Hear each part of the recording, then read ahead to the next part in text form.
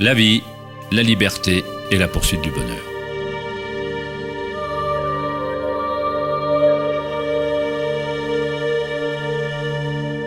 On vit sa vie à la poursuite du bonheur qui se trouve quelque part, comme s'il s'agissait d'un produit.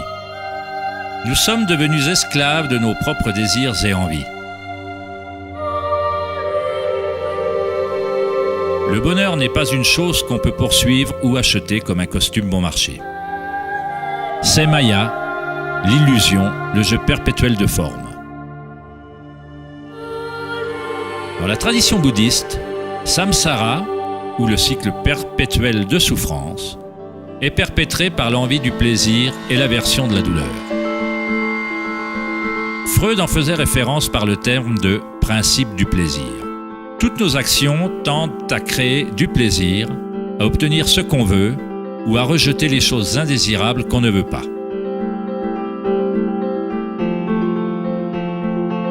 Même un simple organisme comme la paramécie agit de la sorte. Cela s'appelle réponse au stimulus. À l'inverse d'une paramécie, les humains ont plus de choix. On dispose de la liberté de penser, et c'est là que se situe le cœur du problème. C'est la pensée de ce qu'on veut qui est devenue incontrôlable.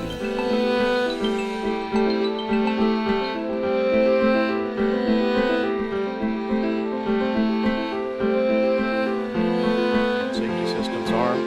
10, 9, 8, 7, 6, 5, 4, 3, 2, 1, 0, and liftoff of Endeavour, going where East and West do meet at the International Space Station. La recherche de la compréhension du monde, non pas en termes de conscience intérieure archaïque, mais en termes de perception quantitative et qualitative du monde extérieur par la pensée et les moyens scientifiques, constitue le dilemme de la société moderne. La pensée ne fait que susciter d'autres pensées et d'autres questions. On cherche à connaître l'être le plus profond qui crée le monde et guide son cours. Mais on conçoit son essence comme hors de nous-mêmes, pas en tant que chose vivante, intrinsèque à notre propre nature. C'est le célèbre psychiatre Carl Gustav Jung qui dit « Celui qui regarde à l'extérieur rêve, celui qui regarde à l'intérieur est éveillé. » Il n'y a rien de mal à vouloir être éveillé, être heureux. Mais on a tort de chercher le bonheur à l'extérieur quand on peut le trouver à l'intérieur.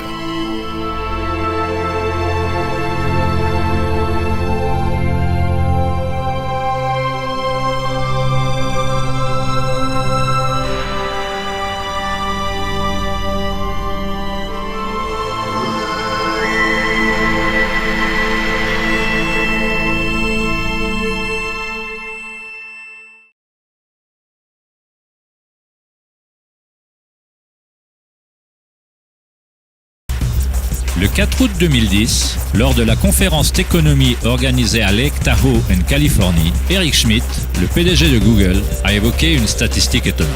Tous les 2 jours, selon Schmidt, le nombre d'informations que nous créons équivaut à celui des informations que nous avons accumulées de l'aube de la civilisation jusqu'à 2003. Cela représente à peu près 5 exabytes de données. L'histoire humaine n'a jamais connu autant de pensées et d'effervescence sur la planète.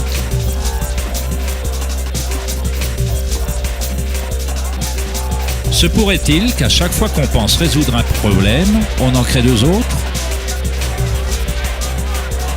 À quoi cela sert-il de penser autant si cela ne mène pas à un bonheur plus grand? Sommes-nous plus heureux? Plus sereins? La pensée nous rend-elle plus gais? Ou nous isole-t-elle? Nous éloigne-t-elle d'une expérience de vie plus profonde et plus significative?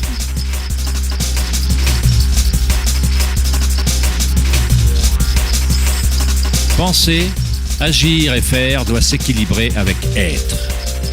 Après tout, nous sommes des êtres humains, pas des faits et des gestes humains.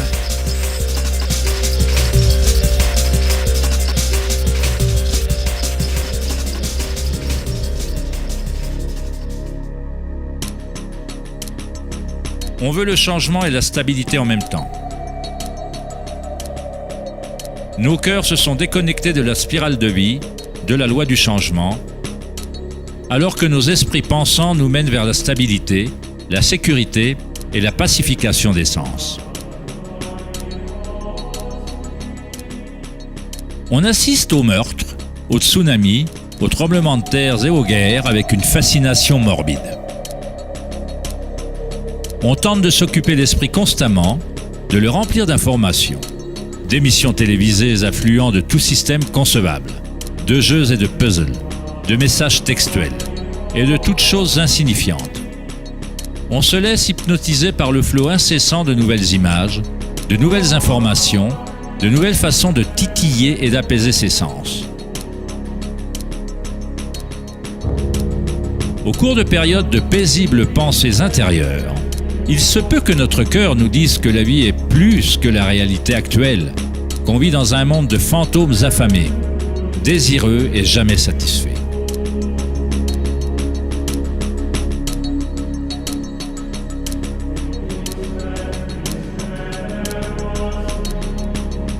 Nous avons créé un maelstrom de données circulant autour de la planète pour mieux penser, pour proposer plus d'idées permettant de réparer le monde, pour résoudre les problèmes qui n'existent que parce que l'esprit les a créés. La pensée a créé cet énorme bourbier dans lequel nous nous trouvons actuellement. On fait la guerre aux maladies, aux ennemis et aux problèmes. Paradoxalement, le produit de notre résistance persiste. Plus on résiste à une chose, plus elle se renforce. C'est comme faire travailler un muscle. En fait, on renforce la chose même dont on veut se débarrasser. Dès lors, quelle alternative existe-t-il à la réflexion ? Quels mécanismes les humains peuvent-ils utiliser pour exister sur cette planète ?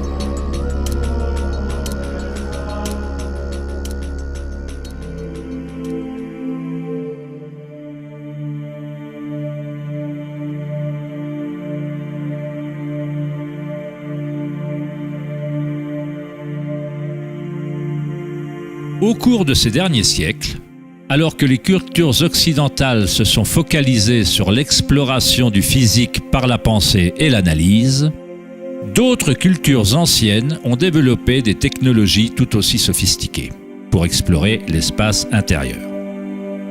C'est la perte du lien avec nos mondes intérieurs qui a déséquilibré notre planète. L'ancien partisan du « connais-toi toi-même » a été remplacé par le désir de ressentir le monde des formes extérieures. Il ne s'agit pas simplement de répondre à la question « Qui suis-je ?», en décrivant les informations sur une carte de visite.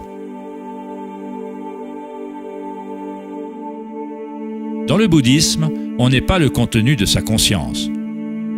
On représente à peine un ensemble de pensées ou d'idées parce que, derrière les pensées, quelqu'un est témoin des pensées.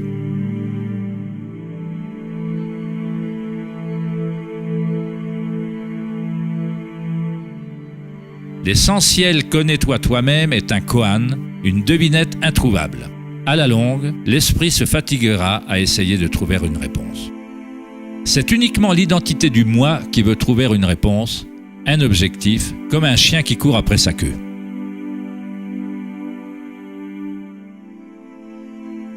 La vérité sur ce qui on est ne demande pas de réponse puisque toute question est créée par l'esprit égoïque. Vous n'êtes pas votre esprit.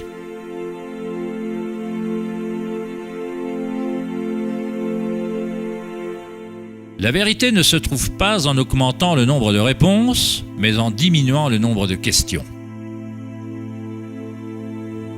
Comme Joseph Campbell le déclara, « Je ne crois pas aux gens qui cherchent le sens de la vie autant qu'ils cherchent le sentiment d'être vivant. »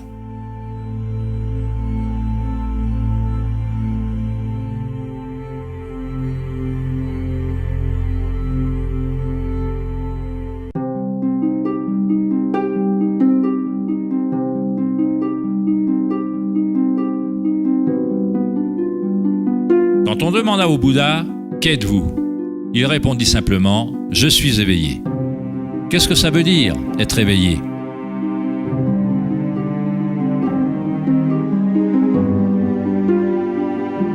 Le Bouddha ne donne pas de précision, car chaque vie individuelle s'épanouit différemment. Mais il affirme une chose, c'est la fin de la souffrance.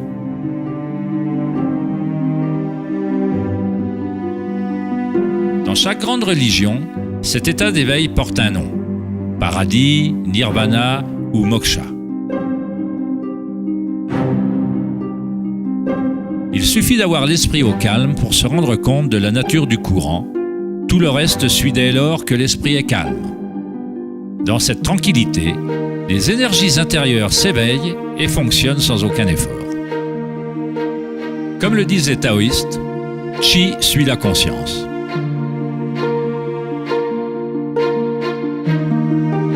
En restant tranquille, on commence à entendre la sagesse des plantes et des animaux.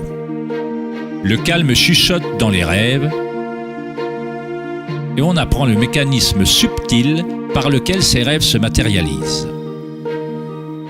Dans le Tao Te Ching, ce genre de vie s'appelle Wai Wu Wai. Agir, non agir. Le Bouddha dit de la voie moyenne qu'elle mène à l'illumination. Aristote décrivit le juste milieu, le milieu entre deux extrêmes, comme une voie de beauté. Pas trop d'efforts, mais pas trop peu non plus. L'équilibre parfait entre le yin et le yang.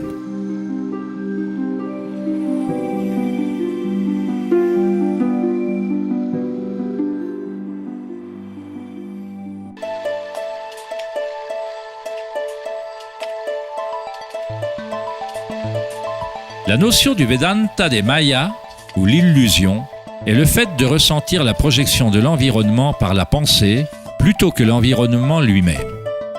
Les pensées vous permettent bien entendu de ressentir le monde vibratoire d'une certaine manière, mais l'équanimité intérieure doit dépendre des événements extérieurs.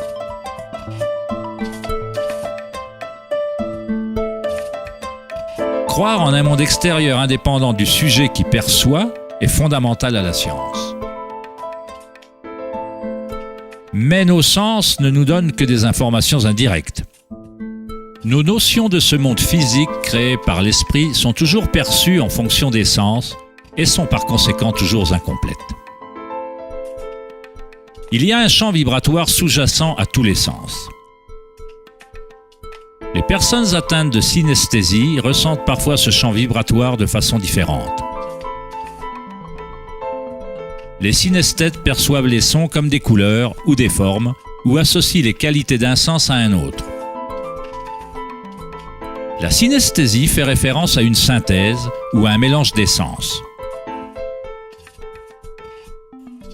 Les chakras et les sens sont comme un prisme filtrant, un continuum vibratoire.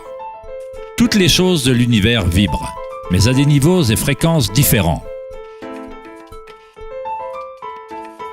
L'œil d'Horus est composé de 6 symboles représentant chacun un des sens. La pensée est considérée comme un sens, comme dans le système védique ancien.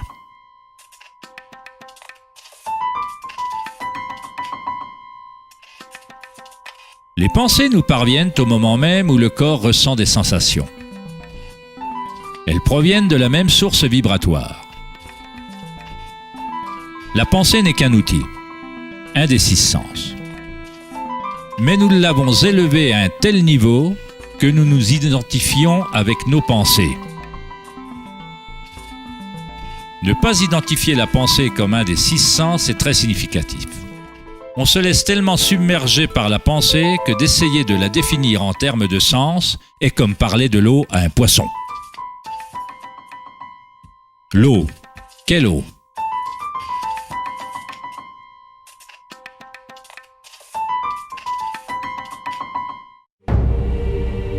Il est dit dans les Upanishads, non pas ce que l'œil peut voir, mais ce par quoi l'œil peut voir. Savoir que cela est Brahman, l'éternel, et non pas ce que les gens adorent ici. Pas ce que l'oreille peut entendre, mais ce par quoi l'oreille peut entendre. Savoir que cela est Brahman, l'éternel, et non pas ce que les gens adorent ici.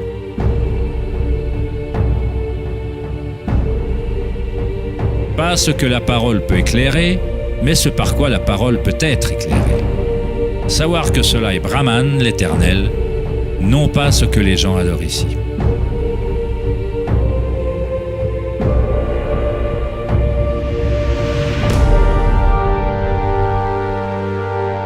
pas ce que l'esprit peut penser, mais ce par quoi l'esprit peut penser. Savoir que cela est Brahman l'Éternel, et non pas ce que les gens adorent ici.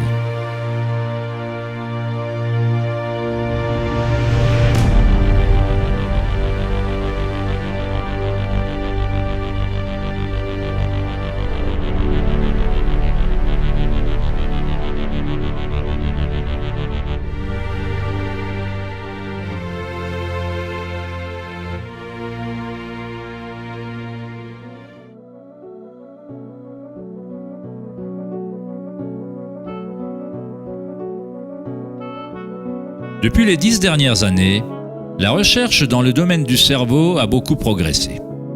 Les scientifiques ont découvert la plasticité neurale, un terme qui véhicule l'idée que le réseau physique du cerveau change en fonction des pensées qui le traversent. Comme le psychologue canadien Donald Hebb le décrivit, des neurones qui stimulent en même temps sont des neurones qui s'assemblent.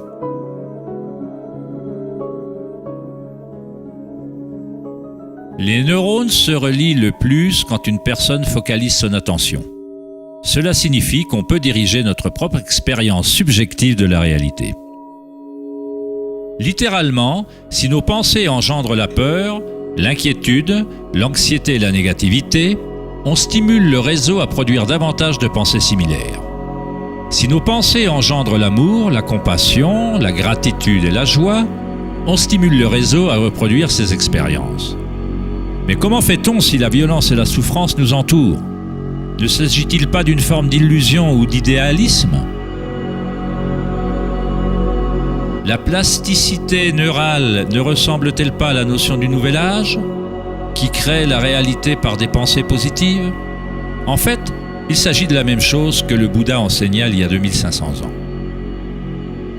On pourrait décrire la méditation vipassana, ou méditation profonde, de plasticité neuronale autodirigée. On accepte sa réalité exactement telle qu'elle est en réalité. Mais on la ressent au niveau fondamental des sensations, au niveau vibratoire ou au niveau énergétique, sans qu'elle soit préjugée ou influencée par la pensée. En focalisant son attention au niveau fondamental de la conscience, on crée un réseau qui suscite une perception tout à fait différente de la réalité.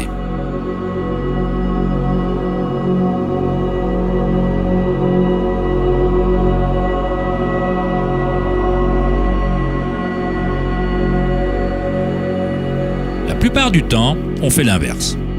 On laisse constamment des idées sur le monde extérieur influencer nos réseaux neuraux, mais notre équanimité intérieure éprouve le besoin de ne pas être conditionné par les événements extérieurs. Les circonstances n'ont pas d'importance. Seul mon état de conscience importe. En sanskrit, méditation signifie se libérer de la mesure, se libérer de toute comparaison, se libérer de tout devenir. Vous n'essayez pas d'être quelqu'un d'autre, vous êtes bien dans votre peau. Il faut adopter la douleur physique pour la dépasser, l'accepter. Elle fait alors partie de soi plutôt qu'on ne fait partie d'elle. Comment vit-on si la conscience est en contradiction avec ce qu'elle contient ?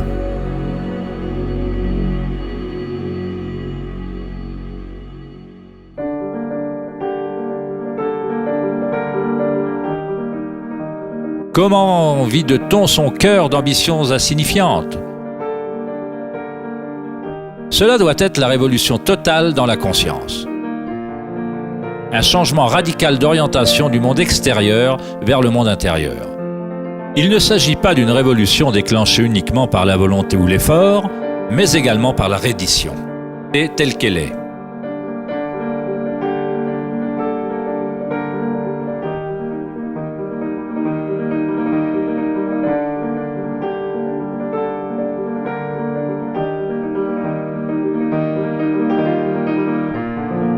L'image du cœur ouvert du Christ exprime avec force l'idée qu'on doit accepter toute douleur, qu'on doit tout accepter si on veut rester ouvert à la source évolutionnaire.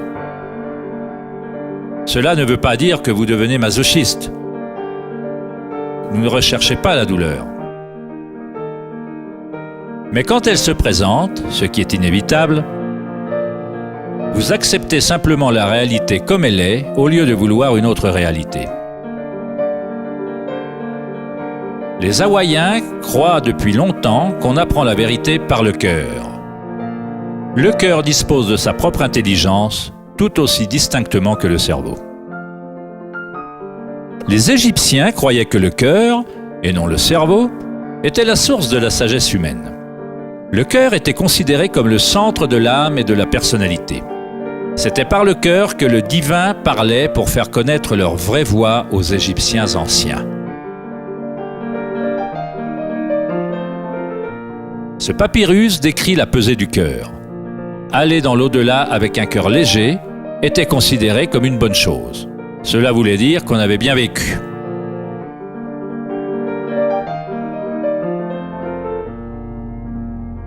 Ressentir sa propre énergie comme étant l'énergie de l'univers est une étape universelle ou archétype que les gens ressentent dans le processus d'éveil du centre du cœur.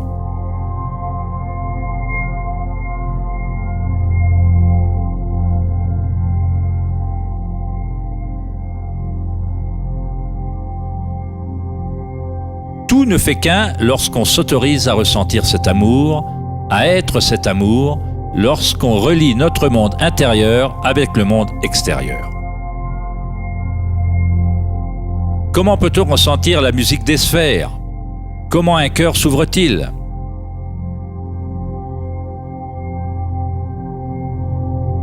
Sri Ramana Maharshi déclara « Dieu est en vous, en tant que vous, et vous ne devez rien faire pour être Dieu, réalisé ou autoréalisé. Il s'agit déjà de votre véritable état naturel. Abandonnez toute recherche, concentrez-vous vers l'intérieur et sacrifiez votre esprit à votre être unique en rayonnant dans le cœur de votre être même. L'introspection est la voie directe et immédiate vers l'expérience personnelle vécue dans le présent.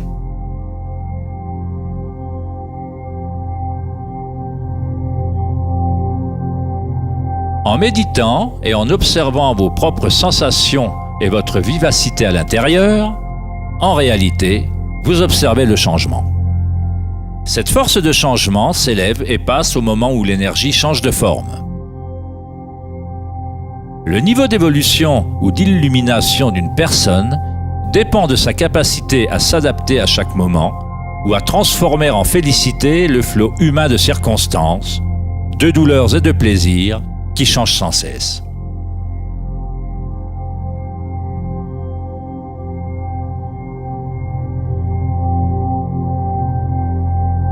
Léon Tolstoï, auteur de Guerre et paix, dit « Tout le monde pense à changer le monde, mais personne ne pense à se changer soi-même. »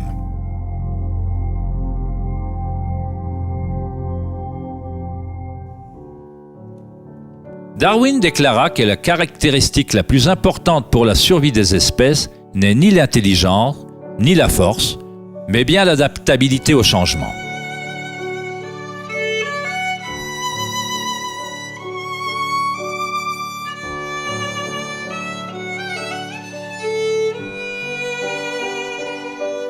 On ne doit pas s'émettre en adaptation. C'est l'enseignement bouddhiste d'Anika. Tout s'élève et s'éloigne en changeant sans cesse. La souffrance n'existe que parce qu'on s'attache à une forme particulière.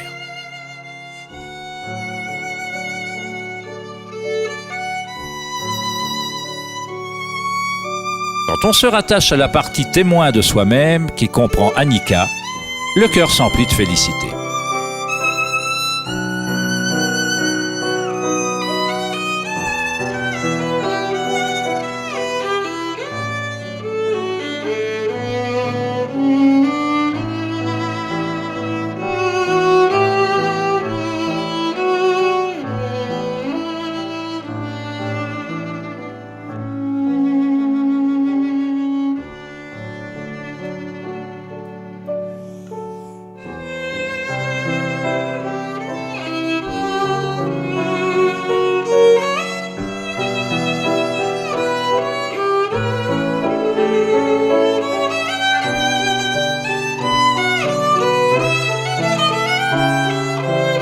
Les saints, les sages et les yogis à travers l'histoire font la description unanime d'une union sacrée se produisant dans le cœur. Qu'il s'agisse des écrits de Saint Jean de la Croix, de la poésie de Rumi ou des enseignements tantriques d'Inde, tous ces différents enseignements tentent d'exprimer le mystère subtil du cœur. L'union de Shiva et de Shakti se trouve dans le cœur. Le masculin pénètre dans la spirale de vie et le féminin s'abandonne au changement. Témoigner et accepter inconditionnellement tout ce qui est.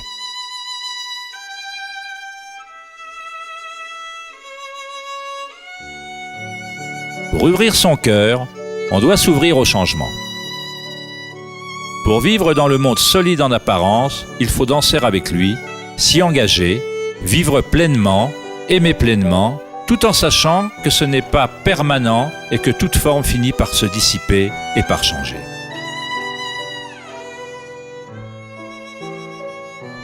La félicité est l'énergie qui répond au calme. Elle naît en vidant la conscience de tout son contenu. La conscience, c'est le contenu de cette énergie de félicité engendrée par le calme. Une nouvelle conscience du cœur. Une conscience reliée à tout ce qui est.